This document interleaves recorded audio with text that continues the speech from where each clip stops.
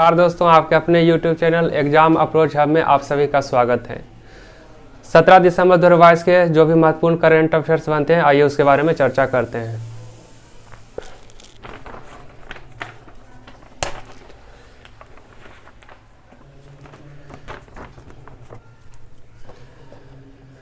पहला है भारत और किस देश के बीच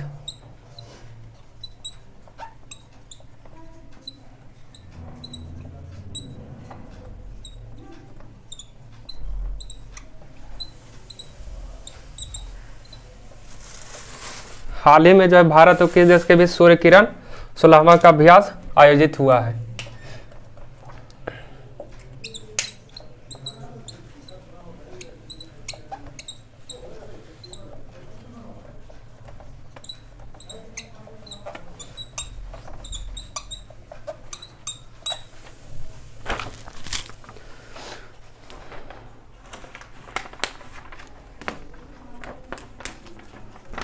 तो भारत और किस देश के बीच सूर्य किरण 16वां का अभ्यास जो आयोजन हुआ है, तो ये किसके बीच हुआ है? भारत और नेपाल के बीच।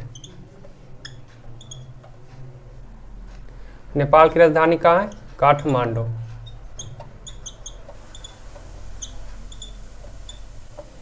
सिम्बेक्स एक्सरसाइज का किसके किसके बीच होता है? इंडिया और सिंगापुर।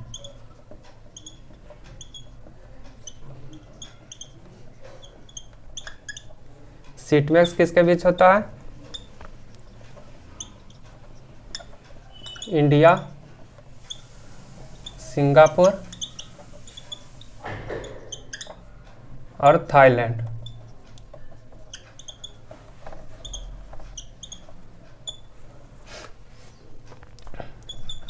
अभ्यास किसके बीच होता है? अभ्यास और टाइगर ट्रंप।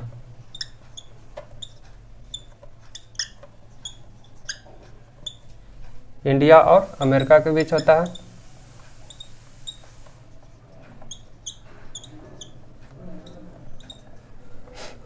उदार शक्ति किसके बीच होता है?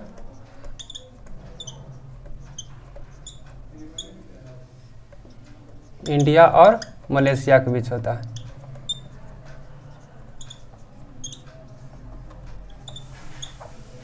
शक्ति किसके बीच होता है? इंडिया और फ्रांस के बीच होता है। लेमेतिया किसके बीच होता है?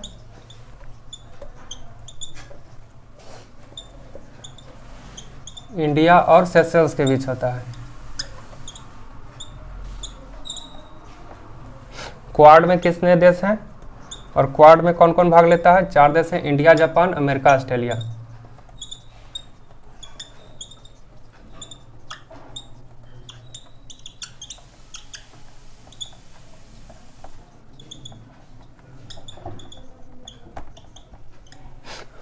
अलनजा किसके बीच होता है? इंडिया और ओमान के बीच। Bongo Sagar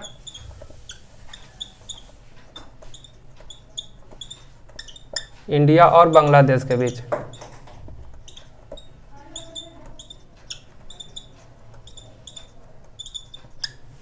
hand in hand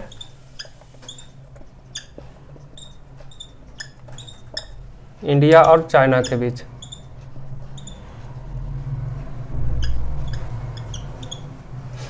सिलिनेक्स India और श्रीलंका के बीच।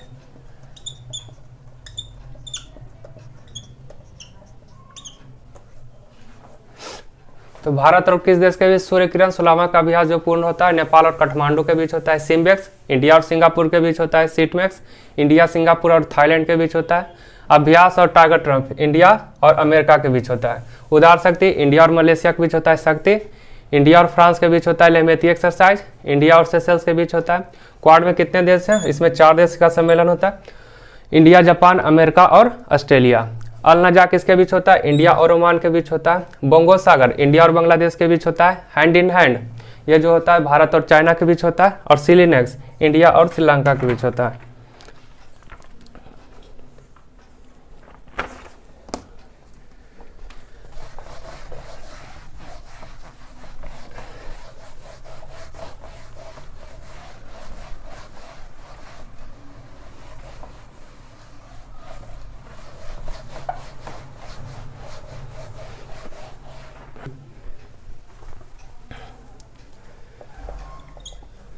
दूसरा है, हाल ही में टेस्ट क्रिकेट में 10,000 रन और 50 विकेट लेने वाले तीसरे खिलाड़ी कौन बने हैं? हाल ही में टेस्ट क्रिकेट में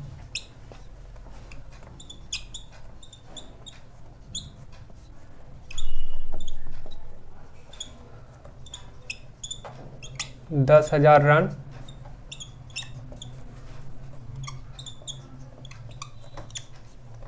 और 50 विकेट, 10,000 रन और 50 विकेट लेने वाले कौन खिलाड़ी बने हैं? जो रूट, जो रूट, जो कहाँ के हैं? इंग्लैंड के हैं।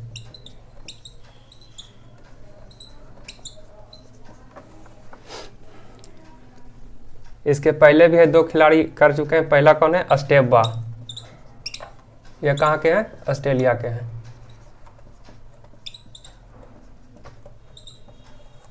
उसके बाद है दूसरा जैक कालिस, ये कहाँ के हैं? साउथ अफ्रीका के।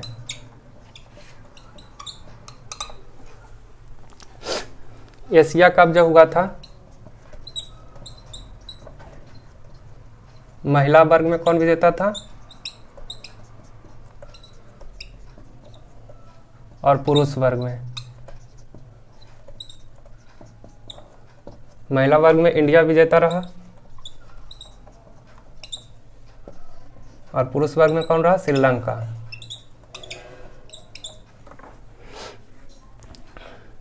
T20 वर्ल्ड कप की बात करते हैं तो ये कहाँ आयोजन हुआ था? ऑस्ट्रेलिया में आयोजित हुआ था।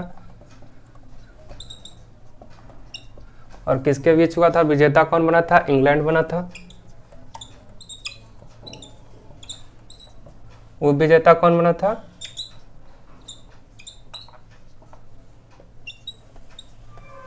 उप विजेता कौन था? पाकिस्तान।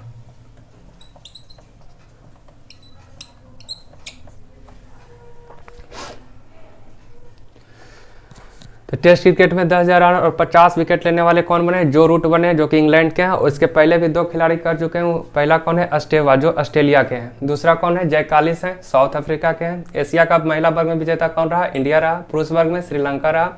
T20 वर्ल्ड कप की बात करते हैं तो ये कहाँ हुआ था? ऑस्ट्रेलिया में हुआ था। विनर कौन बना था? इंग्लैंड बना था। और उप विजेता जो बना था, पाकिस्तान बना था।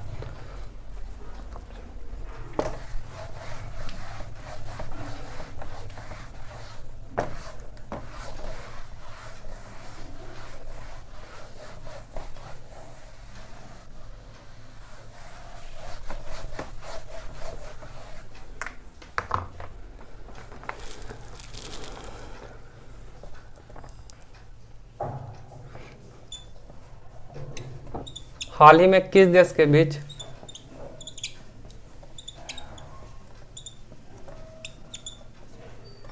काजिंद अभ्यास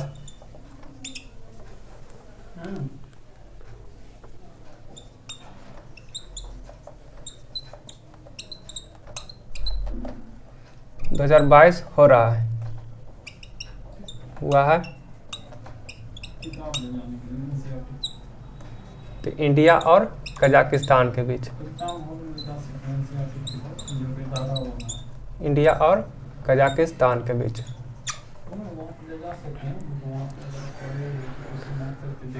तो किस देश के बीच काजिंद अभ्यास 2022 से शुरू हुआ है? तो इंडिया और कजाकिस्तान के बीच हुआ है। दूसरा है dust leak exercise, dust leak exercise, Bharat और उज्बेकिस्तान।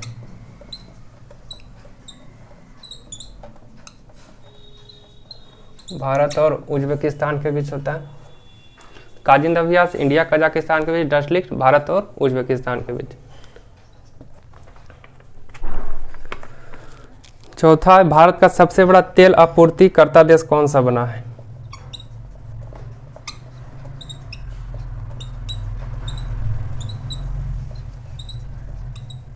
सबसे बड़ा तेल आपूर्तिकर्ता देश,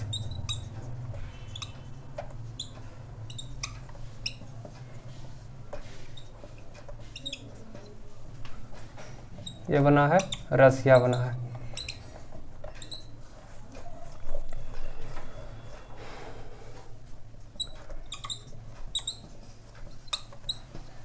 भिलाई इस्पात संयंत्र,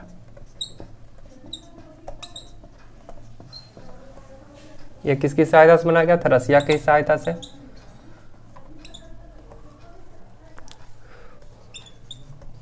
और दुर्गापुर में, जो कि पश्चिम बंगाल में है,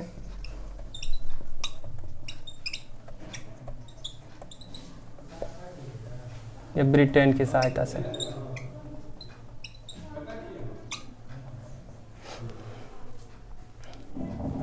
राउरकेला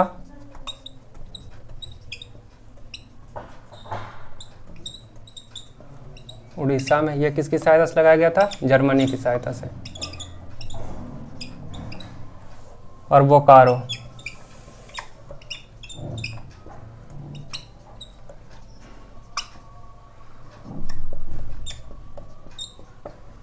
बोकारो इस्पात संयंत्र किसकी सहायता से लगाया गया था? रसिया की सहायता से। और ये कब लगाया गया था? 1964 में लगाया गया था। कौन सी पंचवर्षीय योजना था? तृतीय पंचवर्षीय योजना।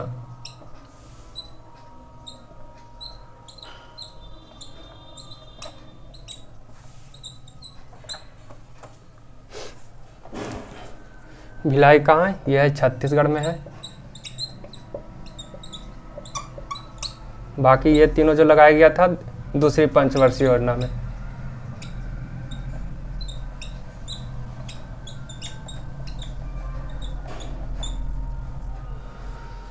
भिलाई, दुर्गापुर, राउरकेला। भिलाई रसिया की मदद से, दुर्गापुर ब्रिटेन की सहायता से और राउरकेला जर्मनी की सहायता से इस्पात संयंत्र लगाया गया था। और बोकारो इस्पात संयंत्र जो लगाया गया था तृतीय पंचवर्षीय योजना में 1964 में लगाया गया था।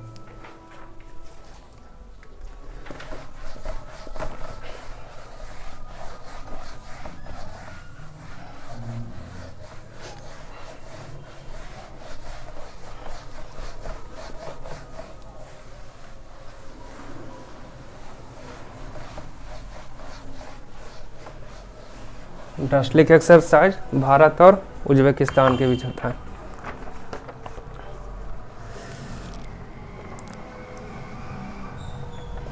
हाल ही में गुजरात विधानसभा के अध्यक्ष कौन बने हैं?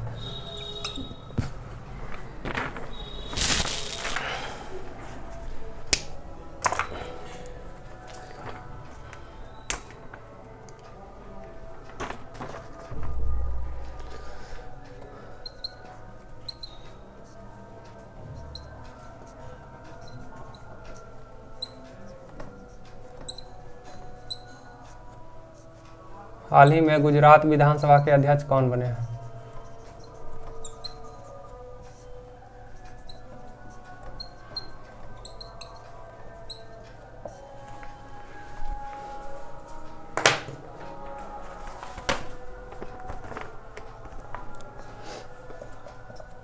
ये कौन बने? शंकर चौधरी।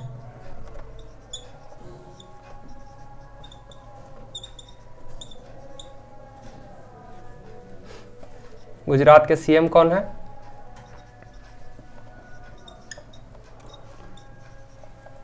भूपेंद्र पटेल।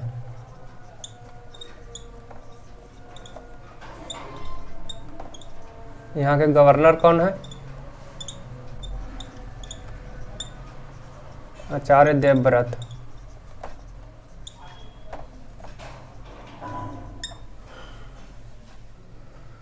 यहाँ लोकसभा सीट कितना है?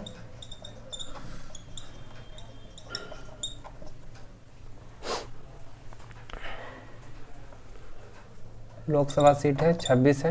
राज्यसभा सीट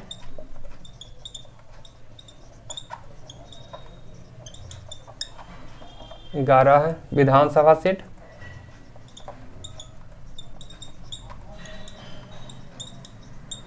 182 है।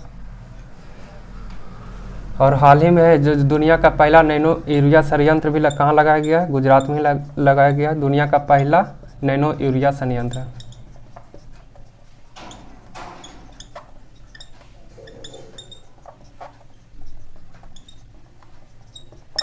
यह कहाँ लगाया गया है? तो यह कलोल गुजरात में लगाया गया है।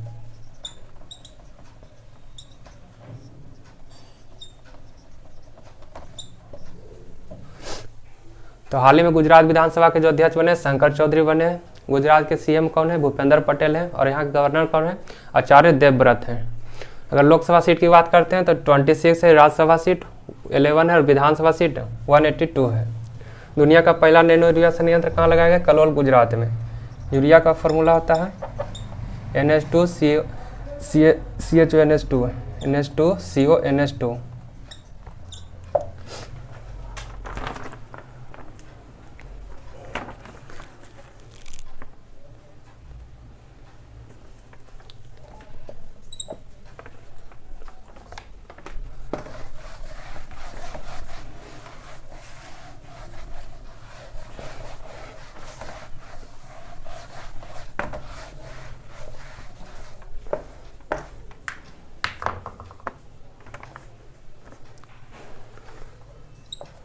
हाल ही में किस देश द्वारा दुनिया का पहला निजी मून लैंडर प्रक्षेपित किया गया है? दुनिया का पहला निजी मून लैंडर।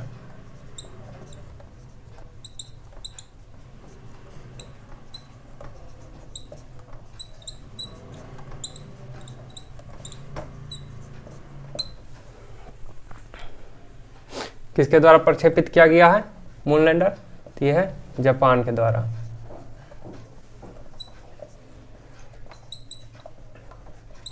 कैपिटल कहाँ है?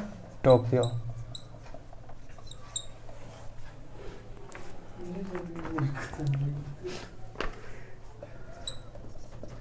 और 6 अगस्त जो है 1945 को हिरोशिमा पर कौन सा बम गिराया जाता है? यूरेनियम 235। और 9 अगस्त 1945 को ये नागासाकी पर गिराया जाता है प्लूटोनियम 239। जापान के पीएम अभी कौन है? Fumio Kishida.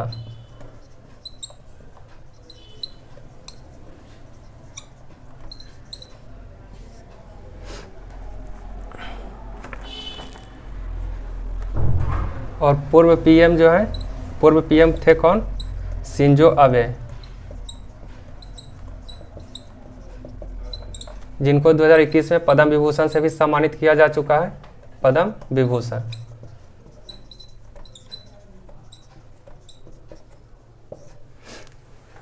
तो दुनिया का पहला निजी मून लैंडर जो है किसके द्वारा प्रक्षेपित किया गया? जापान के द्वारा प्रक्षेपित किया गया है। जापान की अगर कैपिटल की बात करते हैं तो टोक्यो है। 6 अगस्त 1945 को हिरोशिमा पर यूरेनियम 235 का इस्तेमाल किया जाता है। और 9 अगस्त 1945 को नागासाकी पर प्लूटोनियम 239 का यूज किया जाता है।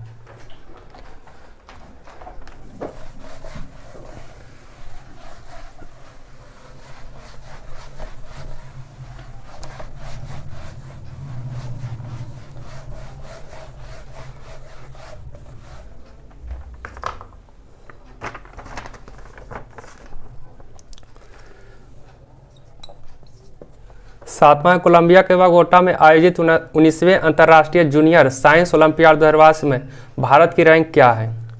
कोलंबिया के बगोटा में।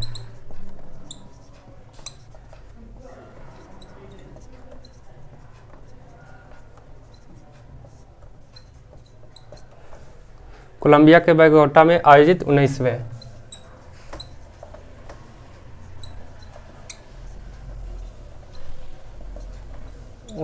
अंतर्राष्ट्रीय जूनियर साइंस ओलंपियाड।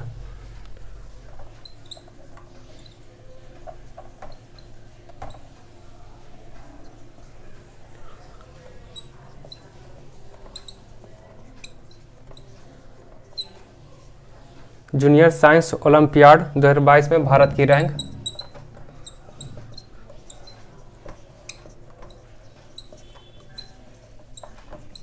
कितना है? ये प्रथम है।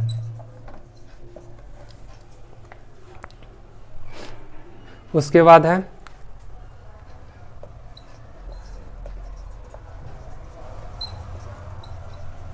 जापान कारोबारी की अंतरिक्ष यात्री।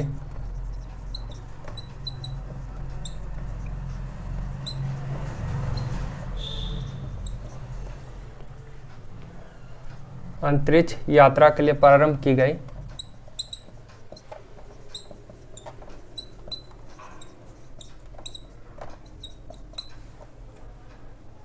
डियर मून परियोजना के लिए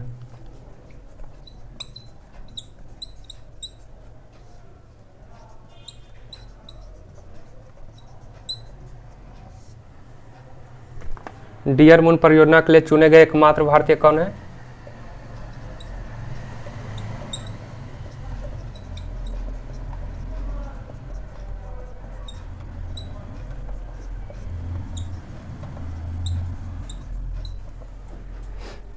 देव जोशी। कौन है? देव जोशी हैं, जो कि इंडियन एक्टर है।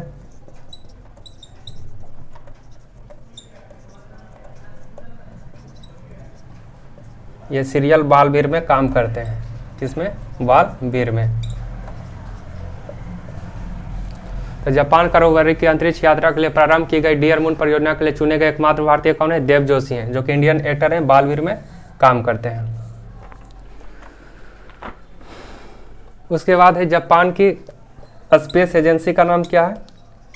जापान की स्पेस एजेंसी का नाम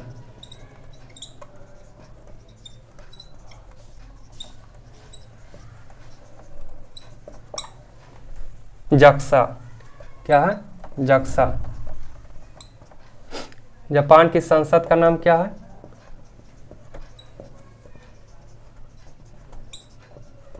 जापान की संसद का नाम ये डाइट है।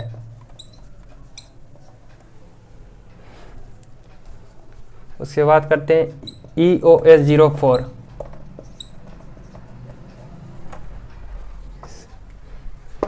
तो कोलंबिया के बगोटा में आयोजित 19वीं अंतर्राष्ट्रीय जूनियर साइंस ओलंपियाड 2022 में भारत की रैंक कितना है? इसका पहला रैंक है। और डियर मून परियोजना के लिए चुने गए एकमात्र भारतीय कौन है? देव जोशी हैं, जो कि इंडियन एक्टर हैं, बालवीर में काम करते हैं।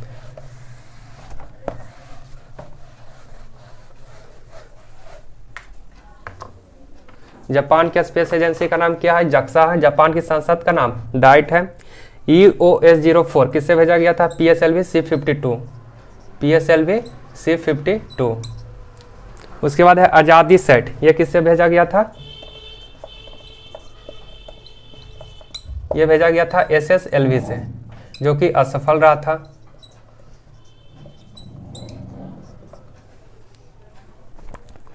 उसके बाद है GSAT-24। ये कहाँ से लॉन्च किया गया था? GSAT-24 कौरू फ्रेंच गुयाना से। Kourou French Guiana. और ये किससे प्रक्षेपित किया गया था? एरियन 5 से। एरियन 5। उसके बाद है आर्टेमिस मिशन किसका है? आर्टेमिस मिशन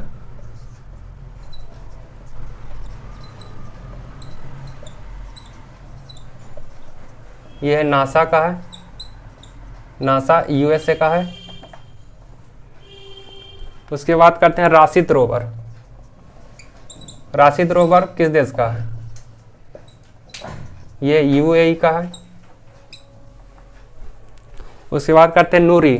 नूरी किस देश का उपग्रह है? नूरी साउथ कोरिया का है। और नूर कहाँ का है? नूर ईरान का है। तो EOS-04 जो किया गया था किससे लॉन्च किया गया था? PSLV C-52 से लॉन्च किया गया था। उसके बाद करते हैं आज़ादी सेट। आज़ादी सेट किससे लॉन्च किया गया था? SSLV से किया गया था, जो कि असफल रहा था। GSAT-24 कहाँ से लॉन्च किया गया था? कौरू फ्रेंच गुयाना से किया गया था। एरियन 5 से किया गया था। जापान के स्पेस एजेंसी का नाम क्या है? और जापान की संसद का नाम क्या है? जापान के स्पेस एजेंसी का नाम जक्सा है और संसद का नाम डाइट है। तो 17 दिन सितंबर 2022 के महत्वपूर्ण करंट अफेयर्स यहीं पर समाप्त होते हैं। फिर मिलते हैं अगले नेक्स्ट वीडियो में। तब तक के लिए धन्यवाद।